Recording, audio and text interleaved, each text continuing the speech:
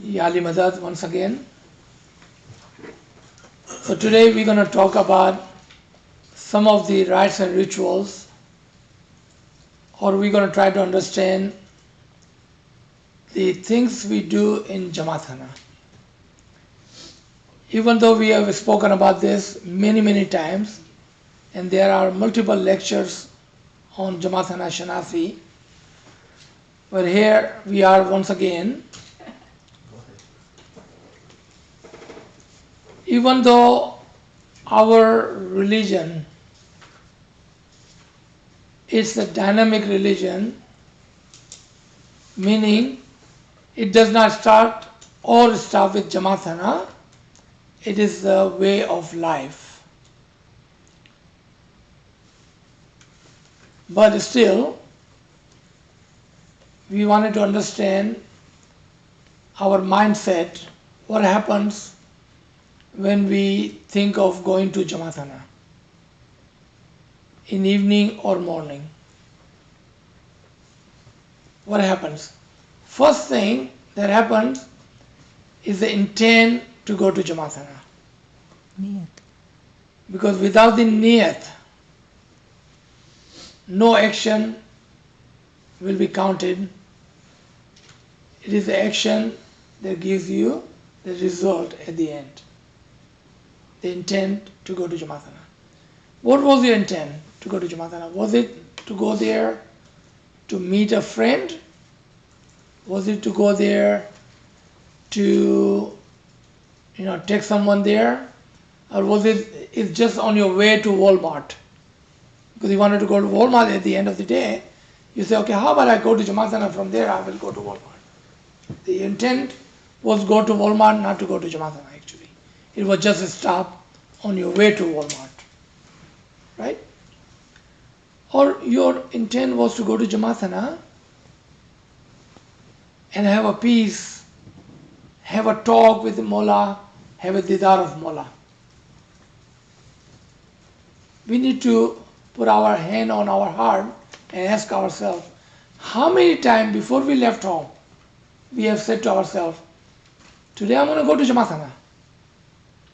I'm going to have a peace, I'm going to talk to Malapa, I'm going to have a didar of Malapa today in Jamatana. And there's no other way around. That's what I want today. This is my niyat, this is my intent to go to Jamatana. I want to have a didar of Malapa in Jamatana today. How many times have we said that?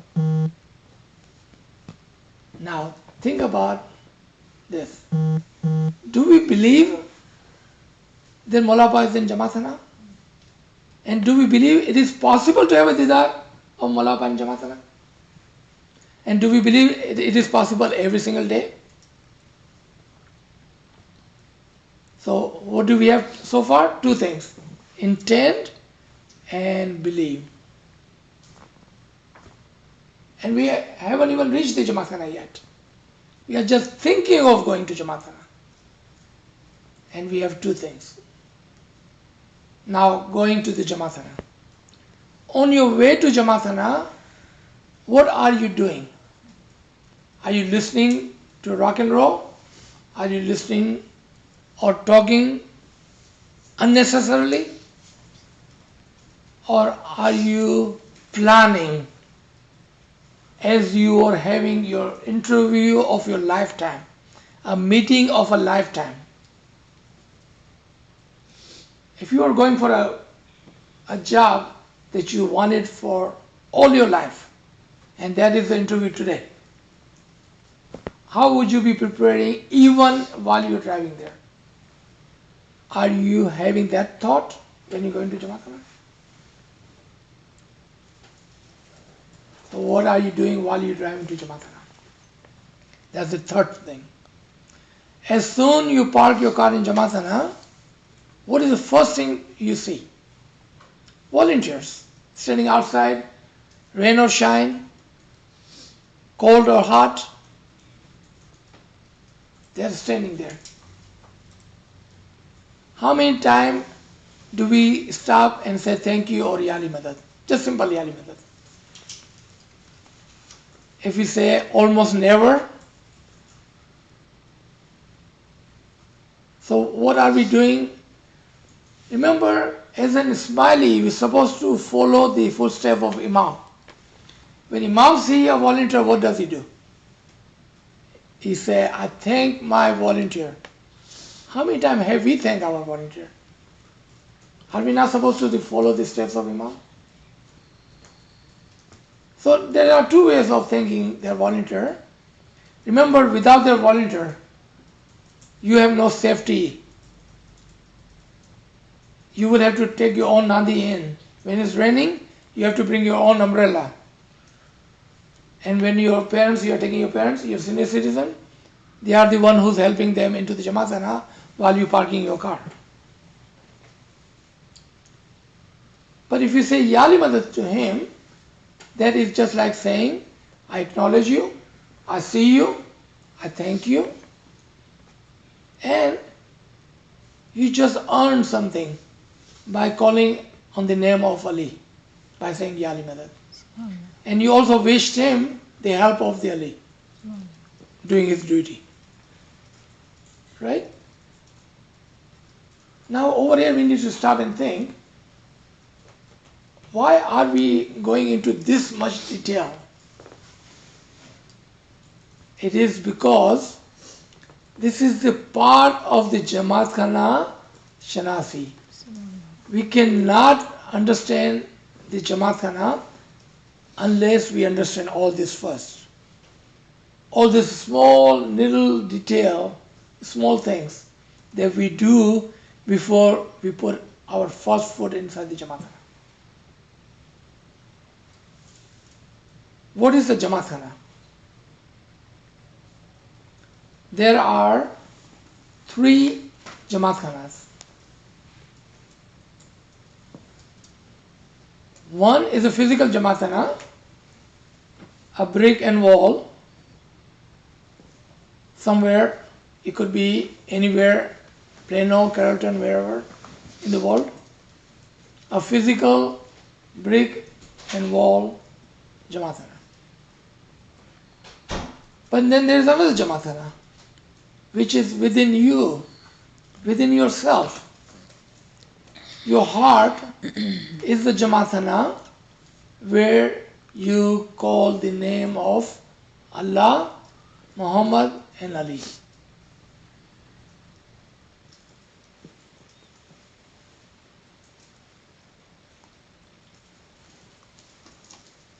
And then there is a third and most highest Jamaat Khana,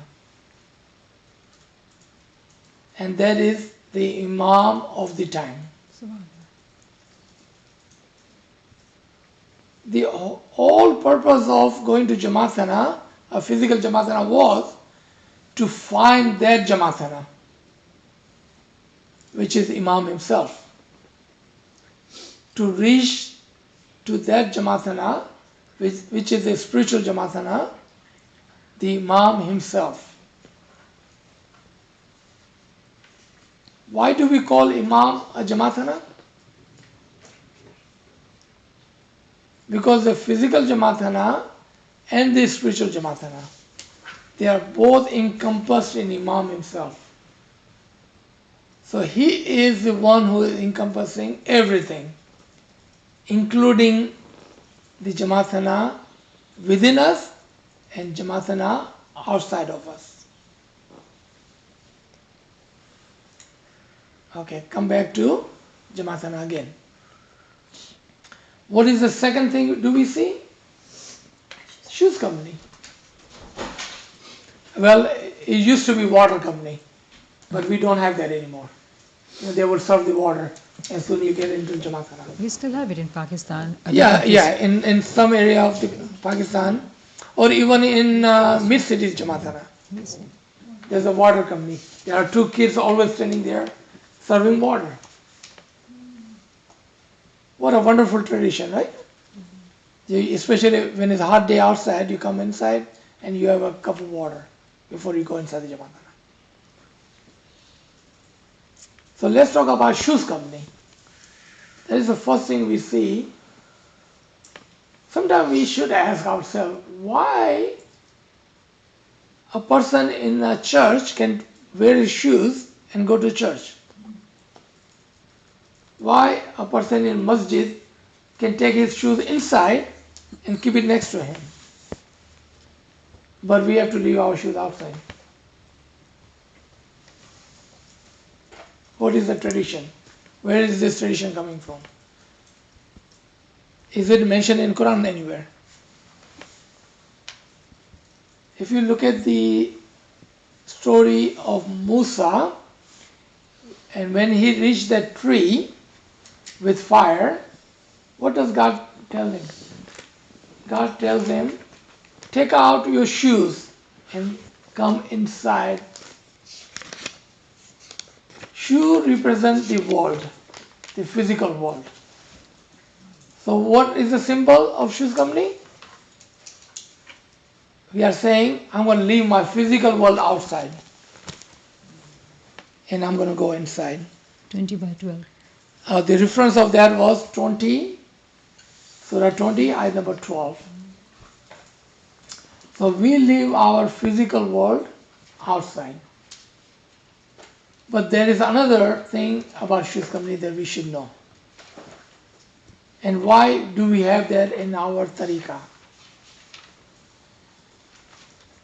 I'm sure you have already seen there are some Jamat khanas, they're trying to have a self-service shoes company now, where you can put your own shoes and go inside. Personally, it's just my own humble opinion. I don't think that is right. You can say, what's wrong with that? I don't need anybody to put my shoes up. I can put my own shoes up. No. There's a huge tradition. And I'm going to quote you a ALWAAZ Farman from 1964, India. ALWAAZ said, we should remember our traditions. And we should not discard those traditions. Because from those traditions, we can learn a lot. So what does shoes company is saying to us? What is this tradition? So let's look at those people who are standing inside the shoes company. They could be poor people, rich people, uneducated people, a doctor, a lawyer, a scientist, an engineer, a businessman, a councilman. They all could be standing behind that wall inside the shoes company. So what are they saying to us without saying anything? What are they saying? They are saying that we wanted to learn humbleness, humility. We will pick your shoes. It may be dirty, it may be wet because it's raining outside, it may be smelly because you've been working all day. We are dirt under the shoes of the mu'min. What are they saying? We are nobody. Think about it. In the shoes company, your boss, of wherever you're working, your boss is Smiley, but today he's giving a duty inside the shoes company. Your boss will pick up your shoes, dirty shoes, and put it away for you, and will safeguard the shoes until you come back. Would he do that at work? No, it may be the other way around, because you are working for him, but not in Jamat. He's saying, I'm not only the slave of Imam, but I'm also the servant of his mu'mineen in Jamat. Humility. Without that humility, without that humbleness, a mu'min cannot progress. It says, you have to be nothing to become something. If you think you're already something, forget it. If you think you're already something, forget it. You're never going to become something. But if you say I'm nothing, and that's what you're saying in shoes company, I'm nothing, I'm nobody. When you say that, then Wallah will make you somebody. That is our stepping stone, which is shoes company. That's why I personally think that each one of us in our lifetime, at least for a day, for a week, for a month, for a year, should serve in shoes company. So we can learn the humility that we need to receive the nur of Imam. We must. Alright, so let's pass shoes company and come inside the Jamatana. So inside the Jamatana, what is the first thing do we do as we entering the door? Hai Zinda. We are all calling out the name of Imam, or we are saying Hai Zinda. Now, if I ask what does Hai Zinda mean, you will say in English we are saying he is alive. Imam is alive. But don't we all know that? Why do we have to say it? Then you will say, well, in one of the Peer's Ginan he said, when you come to Jamatana, recite Hai Zinda, and then other Ginan he says, if you recite Hai Zinda, you will be rewarded with this, this and this. So we are doing what they are telling us to do. Not that we understand what we are doing. If it is possible to receive yesterday's voice, he was talking about that actually. The use of intellect in our tariqah. To understand our tariqah, we must use our intellect. We must ask questions. We must understand before we do anything. You're not going to believe this. Look at the dua book. The small dua book that we have in our home, Mullah Abbas Farman. What does Mullah Abbas say? If you don't understand the meaning of the dua, don't recite. Isn't dua one of our first compulsory thing we must do every day? It is compulsory. But what is he saying? That then, if you feel that it is compulsory and you wanted to follow that duty, learn the meaning of the dua. Meaning understand what you're doing before you do it. Just don't do it because your mom told you to do it, because you've been doing it for last whatever years, or because everybody else is doing it, so I'm doing it. In Quran, there are two kulliyat, the keys, the laws. The kulliyat of few and kulliyat of majority. You know what Allah says about the majority? They are ignorant. So when we say, because everybody is doing it, I'm doing it, you are quietly saying, I'm ignorant. And we don't want to say that about ourselves, do we? Nope. So never say because we are doing it, because everybody else is doing it, because we are counting ourselves with the majority, and majority, Allah's eyes, are ignorant. It's a few who thinks and do. And there are few who think and understand. So let's be with the few who thinks and knows and understand. Okay. Hai Zinda. What does it mean? Where does it come from? Why do we say it every day? Why it is compulsory to say Hai Zinda before we go inside the Jamatana? There are few reasons. Let's start with the first one. Just to understand what Hai Zinda is. Because in our tariqah, there is one thing that is above all, and that is that we believe in living and present Imam. We are always believe in living and present Imam. And our oath goes to that Imam. As soon as Imam passes away, changes his body and forward his nur to the next, what do we do? The first thing we do, take his bayat. Now our obligation is toward the Hazir and Mawjood, the present and living Imam. And that bayat which we had taken when we were just small baby with our mom or dad in the Jamatana, we don't remember because we were just few days old. But as we grow up, our mom says, Beta, when you come to Jamatana, make sure you say Hai Zinda. And we've been doing it since, without understanding what it means.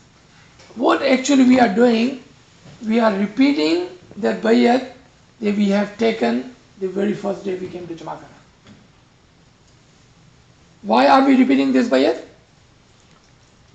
Because if we believe that Imam is present and living and he is in the Jamatana today, only if you believe this. If you don't believe this, don't worry about it. You say Zinda, you don't say Zinda, it does not matter. Only if you believe that Imam is present and living and he is in the Jamatana today, then our tradition calls for bayat on the hand of the Imam before you start any of your rituals. So when Malaba comes to Darbar,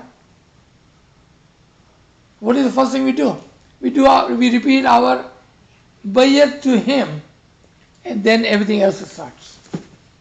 Malaba gives Farman, we have a Ginan, we have a Tilawat, we have a Memani, we have all those things.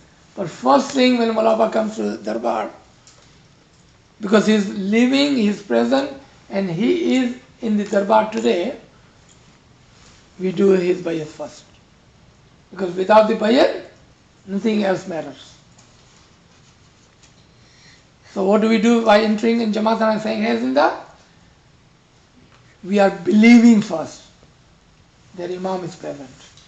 And because he is present, our duty is to do a bayat on his hand.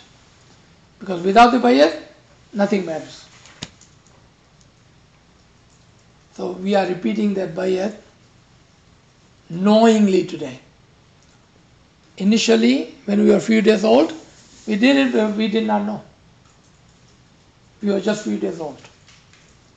But today, we are repeating that bayat by saying Hai Zinda. And in bayat, it requires a witness. A bayat cannot be bayat without a witness. So person sitting down, what does he say? Kayam Paya. He said, I also found him to be present. He is giving the witness to the bayat you just have taken. Because without the witness, there is no bayat. So when your mom went to Mukhi Sahib, when you were a few days old, either she takes somebody with her as a witness, or Kamriya becomes a witness of the lady that she had come, she had done the bayat for the child, now the child is smiling.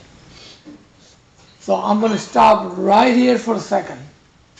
So it will give you a chance to ask anything you want to ask at this point. Otherwise we will move forward. Yeah. Yeah.